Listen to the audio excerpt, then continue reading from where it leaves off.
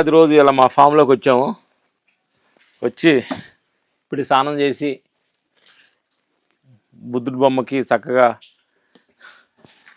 Paint వేసి నీట్గా చేసాము. చెడ్డి గిడ్డి వేసి ఎయిర్మెంట్ చేసాము. మాకు విపాసనాలోనే అసలు మేము ఇన్నర్ ట్రావెల్ ఎక్కువ చేసింది అనమాట. విపాసనాలో బుద్ధుడి దగ్గరికి వెళ్ళినప్పుడు చేసిన విపాసనా క్లాస్లో ఎక్కువ చేసాం అన్నమాట రాగదేశాలు అనేది. అంటే గురువుల దగ్గర తెలుసుకున్నట్ల వల్ల ఎక్కువ బాగా స్పెండ్ చేసింది అంటే బుద్ధుడి గురించి విపాసన అంటే ఎక్కువ దాన్ని బాగా ఫోకస్ చేసాం. ఒక దాని మీద రాగం, ఒక దాని మీద దేశం ఉండకూడదు. మనం ఏంటంటే లోపల నీ ఎనర్జీ మొత్తం నీలో ఉండ ఒక చైతన్య ఎనర్జీ కిల్ అవ్వటం బాగా ఎంత తొందరగా కరిగిపోవడానికి కారణం ఏంటి అంటే ఒక దాని మీద రాగం, ఒక దాని మీద దేశం.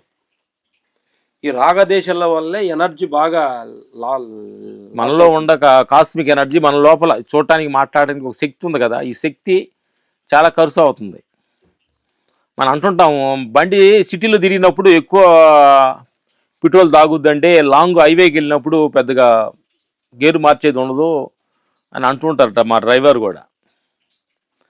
అలాగే ఎక్కువ ఆలోచనలు వస్తున్నప్పుడు ఈ ఆలోచన అప్పుడు గేరు మారుతుంటారు. ఆలోచన ఇది మంచిది చెడ్డదు, అది కాదు ఇది వద్దు, నాకు కావాలి ఇది కావాలి, ఇది మంచిది చెడ్డదు, రాగం దేశం. ఇది ఘర్షణలో ఏమవుతుందంటే గేర్లు ఎక్కువ పడిపోతుంది. మనసు అనే గేర్లు ఇష్టమైన వెళితే హ్యాపీ, ఇష్టమైన వెళితే బాధ, ఇష్టమైనది నేను తినడానికి వస్తే ఆనందం, లేదా కష్టం ఉండి లేదైతే నచ్చ బాధ. ఇట్లా ఈ ఘర్షణ వల్ల ఎనర్జీ మొత్తం కిల్ అవుతుంది అనమాట. నా మిత్రులారా, బుద్ధుడి దగ్గర మేము నేర్చుకున్నదంటే ఏదొచ్చినా దాన్ని సాక్షిగా చూడు, ఏదొచ్చినా యాక్సెప్టేషన్ చేయి. లాభం వచ్చినా యాక్సెప్టేషన్, నష్టం వచ్చినా యాక్సెప్టేషన్.